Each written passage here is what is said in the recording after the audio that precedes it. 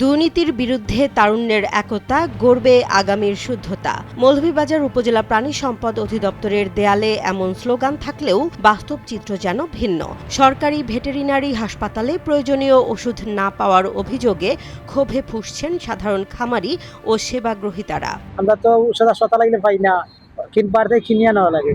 অভিযোগ উঠেছে, হাসপাতালে চিকিৎসকরা ইনজেকশন ও বিভিন্ন ওষুধ লিখে দিলেও অধিকাংশ ওষুধ স্টোরে পাওয়া যাচ্ছে না। ফলে গবাদি পশু ও পোষা প্রাণীর চিকিৎসার জন্য বাইরে থেকে অতিরিক্ত খরচে ওষুধ কিনতে বাধ্য হচ্ছেন সাধারণ মানুষ। খামারিদের দাবি, সরকারি হাসপাতালে এসেও যদি সরকারি ওষুধ না মেলে তাহলে সাধারণ মানুষ যাবে কোথায়? আমার ওষুধ দিয়েছেন আর 2টা ইনজেকশন দিয়েছেন, 300 টাকার ওষুধ। ওই যে ওষুধগুলা গিয়া কিনে আনছি। আমরা আইলাম সরকারি ওষুধ নেওয়ার জন্য, যদি সরকারি ওষুধ আমরা পাই না, আইলে এখন তারা নাই।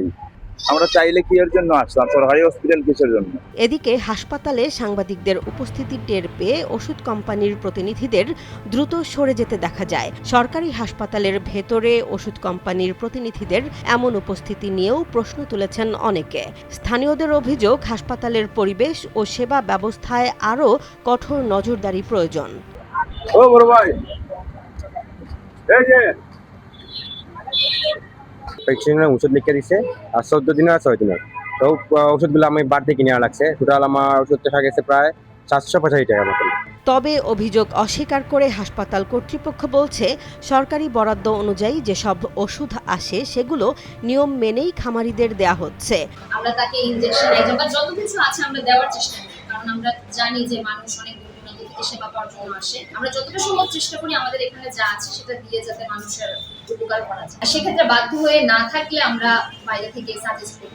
উপজেলা প্রাণী সম্পদ কর্মকর্তা ডাক্তার রমা পদ্মে জানান, স্টক রেজিস্টার সংরক্ষণ করেই ওষুধ বিতরণ করা হয়। এখানে ভেটেরিনারি সার্জন থাকেন, কম্পাউন্ডিং আছে, সেগুলোর মধ্যে রেজিস্টারে লিপিবদ্ধ করা হয় এবং সেই মোতাবেক স্টক রেজিস্টার মেনটেন করা হয়। এখানে আসলে সরকারি সমস্ত ওষুধপত্র আসে সবই খামারিদের জন্য, সেগুলো সেভাবেই দেওয়া হয়। এখানে ভেটেরিনারি সার্জন আছেন, কম্পাউন্ডার আছেন এবং রেজিস্টারে সব লিপিবদ্ধ আছে। কাজেই এখানে যে সমস্ত ওষুধ সরকারিভাবে আসে সেগুলি বিনামূল্যে রোগীদেরকে দেওয়া হয়। আর জেলা প্রাণী সম্পদ কর্মকর্তা ডাক্তার আশরাফুল আলম খান বলেন, কোনো নির্দিষ্ট ওষুধ মজুদ না থাকলে খামারিদের প্রয়োজন অনুযায়ী বাইরে থেকে কিনতে হয়। আমাদের এখানে যে সকল ওষুধ মজুদ আছে, হাসপাতালে যে সকল ওষুধ মজুদ আছে, সেগুলো আমরা আমাদের যে রোগী আছে সেগুলোকে সরবরাহ করি। আর হয়তো যদি রোগের ক্ষেত্রে প্রয়োজন হয়, 2-1টা আইটেম হয়তো বাইরে থেকে কিনতে হয়। তবে প্রশ্ন থেকেই যাচ্ছে, সরকারি হাসপাতালে প্রয়োজনীয় ওষুধের সংকট কেন কাটছে না, আর সাধারণ মানুষের ভোগান্তির দায় নেবে কে? এখন সেই উত্তরই খুঁজছেন মৌলভীবাজারের খামারিরা। আমরা এই জন্য সরকারের সহযোগিতা চাই, জিগাইছি তারা না এখন। জেসমিন জাহান, নিউজ ডেস্ক, জনবাণী।